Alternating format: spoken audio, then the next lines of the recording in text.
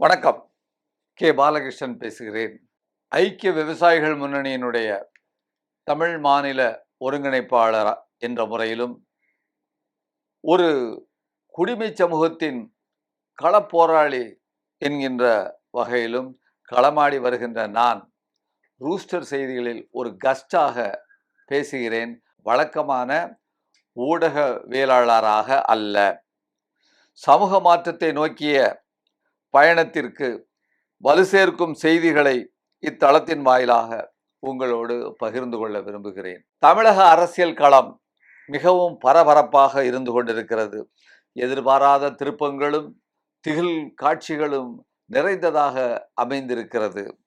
நாம் எதிர்பார்ப்பது எது எப்படி இருந்தாலும் பாஜக, RSS இவர்களுடைய செல்வாக்கு, இவர்களுடைய பிடியில் சிக்காத அல்லது சரியான வார்த்தைகளில் சொல்வதாக இருந்தால் மிக குறைந்த அளவிற்கே இவர்களால் செல்வாக்கு செலுத்த முடியும் ஒரு அணி. ஏனென்றால் எல்லா அணியிடமும் இவர்கள் செல்வாக்கு செலுத்துகிறார்கள். அந்த வகையிலே அப்படிப்பட்ட இவர்களால் செல்வாக்கு செலுத்த முடியாத ஒரு அணி அமைய வேண்டும் என்பதுதான் நம்முடைய நோக்கம். அந்த சூழ்நிலையில இடதுசாரிகளும் பிசிகாவும் சேர்ந்த ஒரு 6 பேர் தான் இத்தகைய முடிவை எடுக்க முடியும்.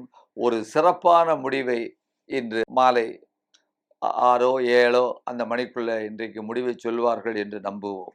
அதற்கு பின்னால் வேறொரு முக்கியமான செய்தியை உங்களோடு நான் பகிர்ந்து கொள்ள விரும்புகிறேன். நேற்றைய தினம் தமிழ்நாடு முழுவதும் கேஸ் விலையை எதிர்த்து, அதாவது வணிக எரிவாயு சிலிண்டர் விலையை உயர்த்திய ஒன்றிய பாஜக அரசிற்கு எதிராக இடதுசாரி கட்சிகள் மற்றும் விசிக தமிழ்நாடு முழுவதும் மாவட்டங்களில் மிகுந்த ஒரு பரபரப்பான ஒரு வலுவான ஆர்ப்பாட்டத்தை நடத்தியிருக்கிறார்கள். ஆயிரக்கணக்கான தொண்டர்கள் கலந்து கொண்டிருக்கிறார்கள். ஒன்றிய அரசினுடைய வணிக எரிவாயு விலை உயர்வை திரும்ப பெற வேண்டும்.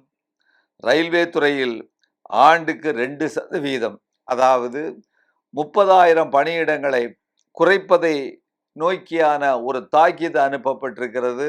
அந்த முயற்சியை ஒழிக்கும் அந்த வகையிலும் இப்படிப்பட்ட இன்னும் பல்வேறு செய்திகளை, பல்வேறு கோரிக்கைகளை முன்வைத்து இந்த ஆர்ப்பாட்டம் நடந்திருக்கின்றது. சென்னையிலே சுங்கச்சாவடி கஸ்டம் ஹவுஸ் சென்னை 1ல் உள்ள அந்த இடத்துல இந்த ஆர்ப்பாட்டம் நடந்திருக்கின்றது என்கின்ற ஒரு செய்தி.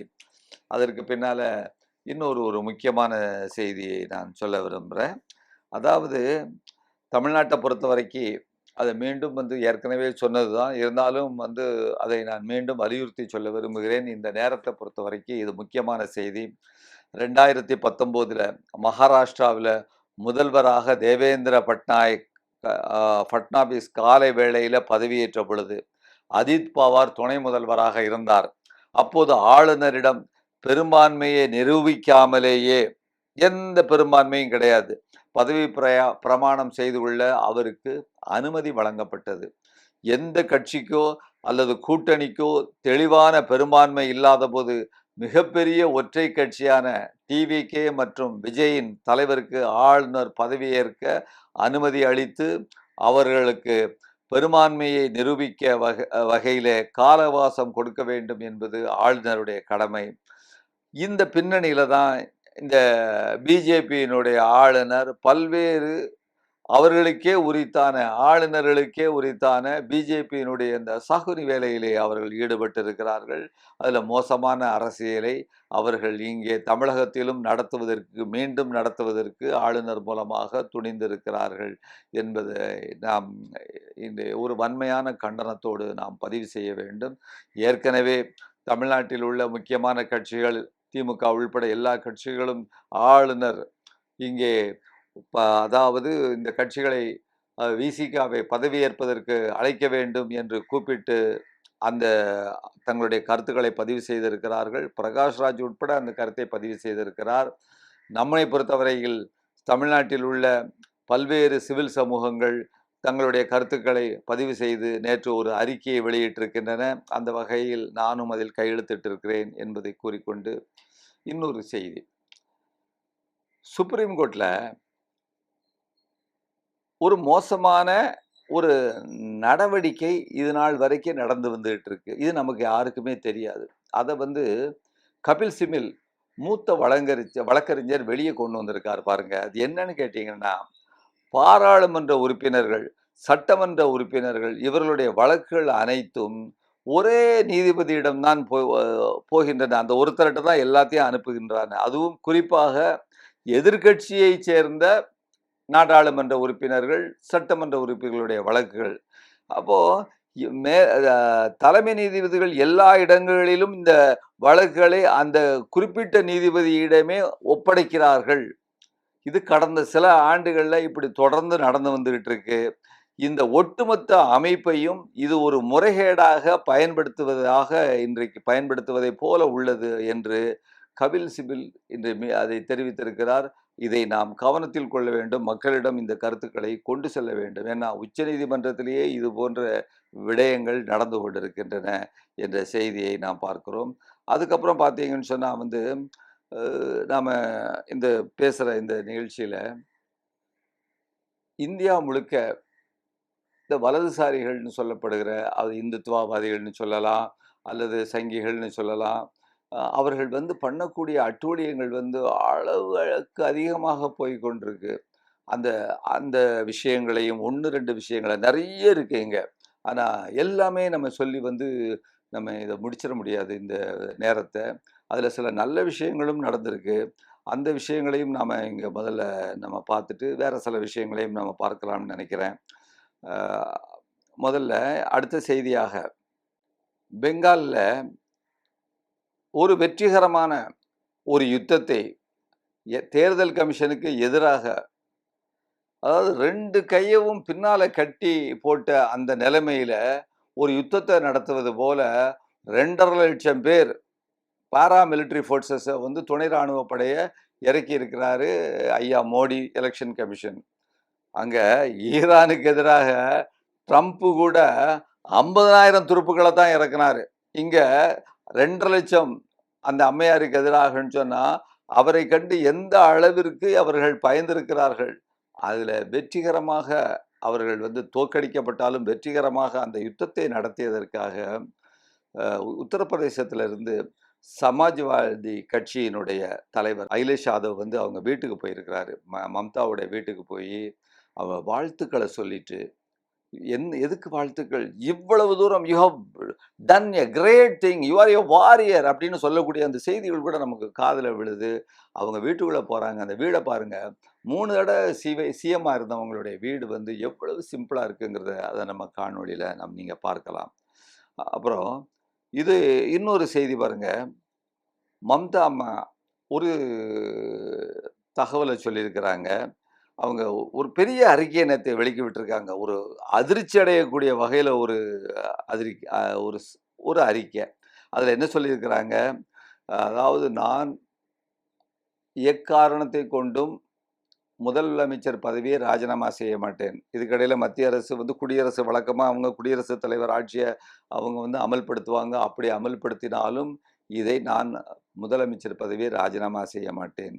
அப்படின்னு சொல்லிட்டு, இந்த வழக்கை உச்சநீதிமன்றத்துக்கு இல்ல, நான் வந்து சர்வதேச நீதிமன்றத்திற்கு எடுத்துச் செல்லுவேன். அப்படின்னு சொல்லிட்டு, இன்றைக்கு வந்து அவர்கள் ஒரு அறிக்கையை வெளியிட்டிருக்கிறார்கள். அது எந்த அளவிற்கு சாத்தியப்பாடு உள்ளது? அதுல வந்து நாடுகளுக்கு இடையில உள்ள அந்த வழக்குகள் மட்டும் தானே எடுத்துக்கொள்ளப்படும். இப்படிலாம் சில பிரச்சனைகள் இருந்தாலும், அந்த அம்மா வந்து இப்படிப்பட்ட ஒரு அறிக்கையை அவர்கள் கொடுத்திருக்கிறார்கள் என்ற செய்தியை கூட நாம் இங்கு பார்க்கிறோம். அதற்கு அடுத்தாப்புல இந்த இவர்கள் பண்ணக்கூடிய ஒரு சில அட்ராசிட்டிகளையும் நாம வந்து இங்க ப பார்த்தாகணும்.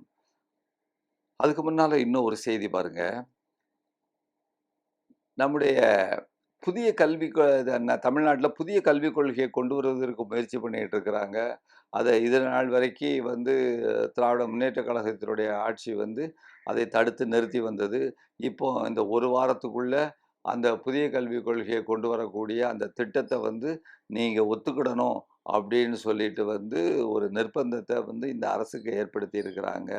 அப்போ இந்த கல்விக் கொள்கை எப்படி இருக்கும் அப்படின்ட்டு பல பேர் பேசியிருக்கிறாங்க. நான் வேற ஒரு கோணத்துல இருந்து ஒரு உதாரணத்தை உங்களுக்கு சொல்ல விரும்புகிறேன். அதாவது பரோடாவில் உள்ள குஜராத்தில் உள்ள பரோடாவில் உள்ள மகாராஜா சத்யராஜ் யூனிவர்சிட்டி அப்படிங்கிற ஒரு யூனிவர்சிட்டியில் சோஷியாலஜி பாடத்தில் நம்ம மோடி ஐயாவை பற்றி இன்றைக்கு பாடத்தை சேர்த்துருக்குறாங்க. என்ன பாடம்? அதில் வந்து மோடியினுடைய தத்துவம், அதாவது மோடி தத்துவா அப்படிங்கிற அந்த தலைப்புக்கு கீழே அவருடைய ஆட்சி முறை, அரசியல் சிந்தனை, சமூக தாக்கம், இது குறித்தெல்லாம் வந்து அந்த தலைப்பிற்கு கீழே அதில் முக்கியமாக அவருடைய சாரிஸ்மேட்டிக் லீடர்ஷிப்பு, அவர்களுடைய வந்து கவர்ச்சிகரமான ஒரு தலைமை, அப்புறம் அவருடைய தனித்துவம், அப்புறம் அவருடைய தேசப்பற்று, அப்புறம் டிமானிட்டைசேஷன் போன்ற கொள்கைகள், இதெல்லாம் பற்றி வந்து அந்த பாடத்தில் அவர்கள் சேர்த்துருக்குறாங்க. எந்த அளவிற்கு அவருக்கு மாஸ் பாப்புலாரிட்டி இருக்குங்கிற விஷயத்தையும் அந்த பாடத்தில் சேர்த்துருக்குறாங்க. அப்படின்னு இது ஒரு பக்கம் இருந்தால் கூட, நாம் இந்த நேரத்தில் நம்ம தோழர்களுக்கு, மக்களுக்கு சில செய்திகள், அவர் கடந்த காலத்தில் பேசின பேச்சுகள், பிரதமரானதுக்கு அப்புறம் பேசின பேச்சுகளை உங்களுடைய நினைவுக்காக நான் கொண்டு வருவது என்னுடைய கடமை என்று நினைக்கிறேன். ஒரு தடவை சொல்லியிருக்கிறாரு, அதாவது இந்தியாவில் இன்றைக்கு நேற்று இல்லை, பழங்காலத்தில் இருந்தே பிளாஸ்டிக் சர்ஜரிங்கிற முறை வந்து இங்கே இருந்திருக்கு. எப்படின்னு கேட்டிங்கன்னா, கணேஷா விநாயகருடைய அந்த உருவத்தை பார்த்தீங்கன்னா, யானையுடைய தலையை பிளாஸ்டிக் சர்ஜரி பண்ணி மனித உடம்புல பொருத்தியிருக்காங்களே, இது பழங்காலத்தில் பிளாஸ்டிக் சர்ஜரி இருந்ததற்கு ஒரு உதாரணம் என்கின்ற ஒரு முத்தை உதிர்த்திருக்கிறார். அதுபோல வேறொரு தருணத்தில் அவர் கூறினது, மகாபாரத காலத்திலேயே இன்டர்நெட் இருந்திருக்கு அப்படின்னு சொல்லிட்டு, அந்த சஞ்சயன் வந்து திருதராஷ்டிரர் வந்து கண்ணை கட்டிக்கிட்டு இருக்கும் பொழுது, அவன் பக்கத்தில் இருந்துக்கிட்டு அங்கே போர் நடந்துகிட்டு இருக்க செய்தி அப்படி இது மாதிரி நடந்துகிட்டு இருக்கு, இதை மாதிரி நடந்துகிட்டு இருக்குன்னு சொல்றதாக நம்ம மகாபாரத்தில் வருது பார்த்தீங்களா? அப்போ அப்பவுமே இன்டர்நெட் இருந்திருக்கு அப்படிங்கிற ஒரு செய்தியை சொன்ன அதே மோடி வேற ஒரு தருணத்தில், இன்னொரு தருணத்தில் நம்ம அந்த யுத்தம் நடந்துகிட்டு இருக்கும் பொழுது, இவங்க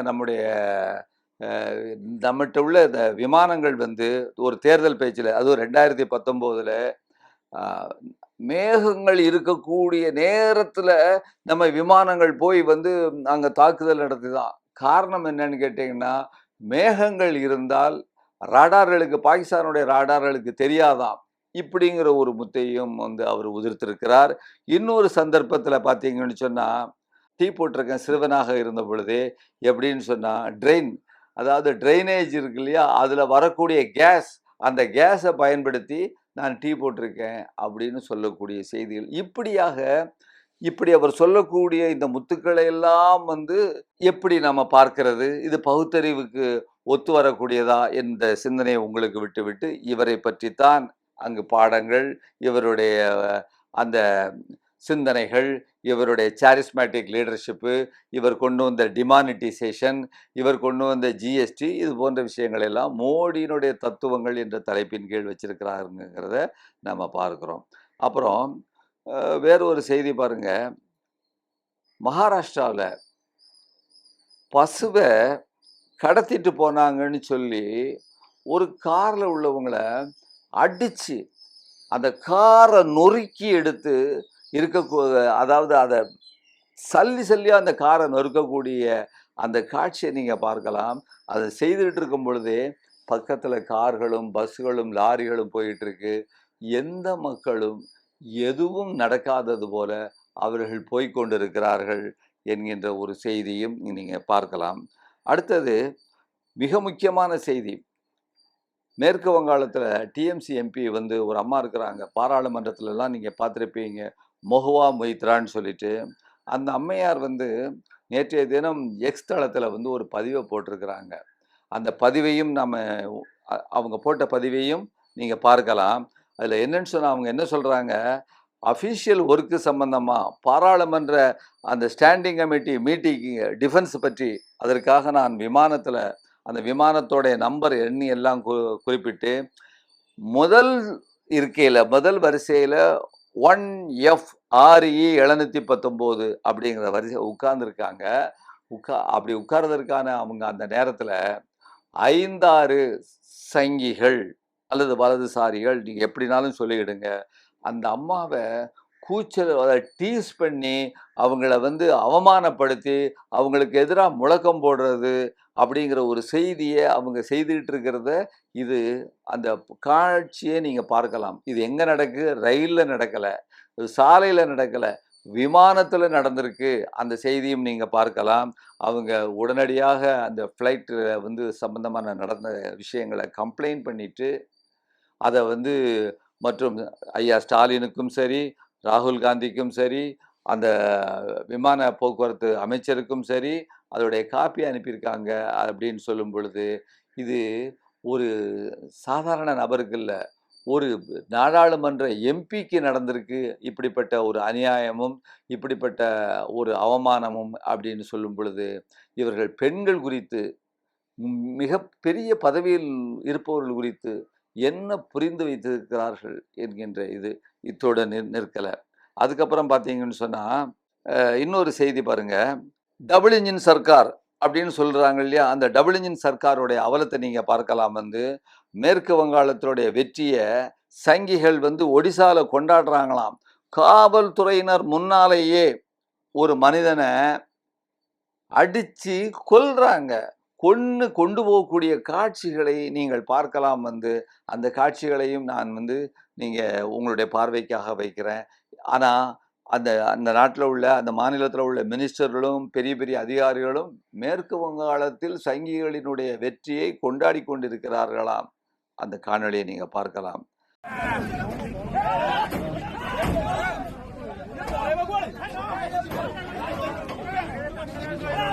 அப்புறம் இன்னொரு செய்தி பாருங்க, இதற்கு ரொம்ப கஷ்டமான செய்தியாக இருக்குங்க.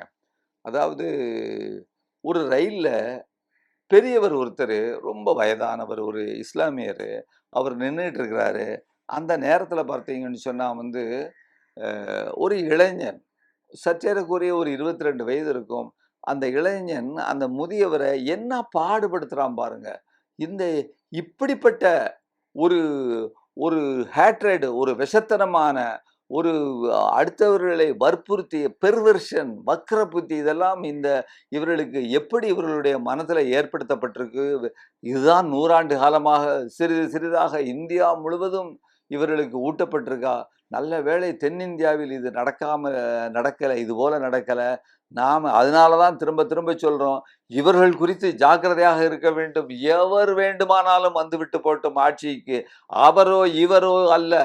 ஆனால் பாஜகவினுடைய RSSனுடைய செல்வாக்குக்கு கீழ் அவர்கள் நம்முடைய இந்த தமிழகத்திலும் சரி தென்னிந்தியாவிலும் சரி வராமல் பார்த்து கொள்ள வேண்டியது நம்முடைய கடமை என்று சொல்லிக்கொண்டு இத்துடன் இன்றைக்கு இந்த காணொளியை முடித்துக் கொள்கிறேன். நன்றி, வணக்கம். ஊடகம் கார்ப்பரேட் அரசியல்வாதிகளின் கைப்பாவையாக அடிமைகளாக இருந்தது போதும், இனி சாட்டை எடுத்து சுழற்றும் நேரம் வந்துவிட்டது. ஊடகம் பொதுமக்களாகிய உங்களுக்காக, உங்களாலேயே இயக்கப்பட வேண்டும். ஊடக சுதந்திரத்திற்காக உங்களின் பங்களிப்பை இன்றே அளித்திடுங்கள்.